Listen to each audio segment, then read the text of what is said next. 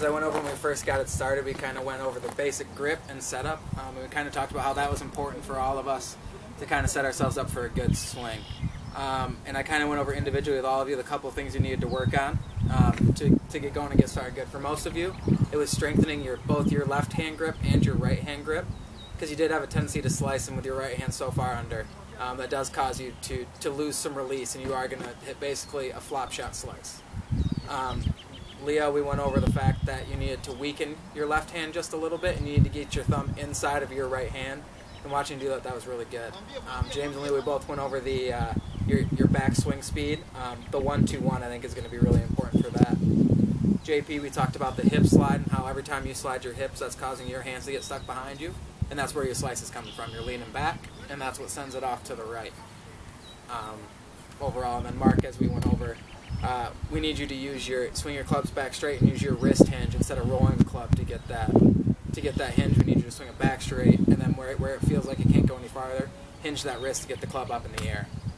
Overall, though, it was really good, guys. I think we made a lot of good movement forwards, and then we'll see you next week, and we'll get going on bunkers and a little bit of short game from about 50-60 yards, and like I said, we'll go over the bunker shots.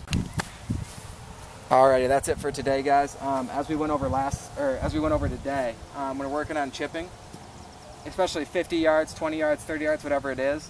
You basically want to use the same mechanics. You're just going to take a longer swing. And like we went over at the beginning, if you're trying to hit the ball, or not trying to hit the ball, if you want to hit the ball a little bit lower, which I like to do from 50 yards, you play the ball back in your stance with your stance open, club leaning a little bit forwards, and you take it back to where your arm is parallel, and then you swing through. Thanks for coming out and helping, guys. I appreciate it.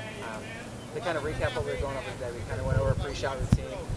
I showed you mine, and everybody can develop their own. I would recommend, though, that everybody walks into the shot from behind. And that really does help you aim where you want to aim. Even if you feel like you're going to hit a fade, you walk in and you aim where you feel like, if I aim at this spot and that ball fades, it's going to be right where I want it to finish. That's what I want you to do, because so many times people will walk into a shot, or won't walk into a shot, and they'll go to line up, and they'll think they'll be square, but they'll be super closed, or they'll be super open. If you walk into the shot, that really gets you lined up the way you want. Even if you take your club and you check your hips and your shoulders to make sure it's pointed the right way, that works. But I would really recommend walking into the shot. Beyond that, it's all your own thing. You can watch the guys on the PGA Tour take practice swings. Kevin Na takes about 8 practice swings. Tiger talks to himself. Jason Duffner waggles his club like crazy. It's all what's up to you. But almost all of them, before they hit the shot, will stand behind it, and they'll walk into it to get their aim right. And that's the biggest thing I can recommend. Towards the end, we were working on drivers there. And I know, especially with you, James, you really want to get that length, long arms. Your left arm, even on your regular shots, everything. You want to feel like your left arm is straight as long as possible. As long as possible. And that's really going to help you keep from getting alligator arms like this. Alligator, you lose distance and you lose accuracy.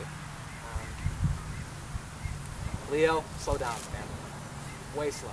Just take it slow. Even if you watch any pro out there, they all take it back just like that. Dustin Johnson, Bubba Watson, they don't take it back fast. They take it back slow. The slower you take it back, the more on plane your club is. And if your club's on plane at the top of your swing, you can swing as hard as you want coming through, and it's almost always going to be on plane coming back down. The ball's going to go straight. JP, I want you to practice that basketball drill. I know you probably don't have even if you just take a weighted dumbbell or something like that, and you don't have to throw it, but you just use that to feel it, you go back and just feel your hands going over. It's going to be a good way for you to kind of get that response as to how it's supposed to be. Going out and beat balls, it's going to be tough, it's going to be frustrating, but if you just sit inside and just work on getting that up and through, that'd be perfect. That's all you really need to do. And a little bit extra weight from a dumbbell is really going to give you that feeling of how it should feel. And you'll notice if you have a dumbbell and you don't do it right, the weighting all of a sudden is going to change. So the biggest thing is having that dumbbell gives you that instant feedback, or a basketball bouncing off the wall gives you the instant feedback.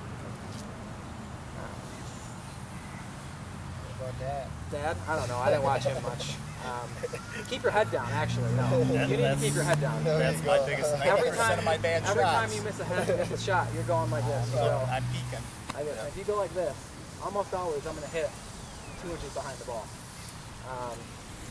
which we don't want to hit behind the ball. It's not going to go anywhere. With a driver, if you get it lucky, it's going to go right.